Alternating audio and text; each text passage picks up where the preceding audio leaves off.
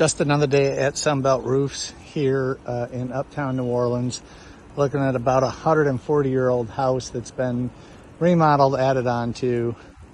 This was a back porch area that someone closed in, and just out of necessity, probably 30 years ago, put a metal roof on, which now you can see has been coated a long time ago.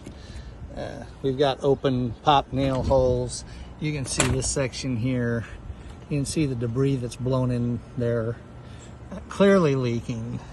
Rotted wood. I'm just getting started here. I have an energy conservation mindset. Have to remove the solar panels.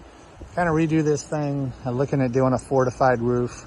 So we're just checking this out. I'll give you more updates as we move through this.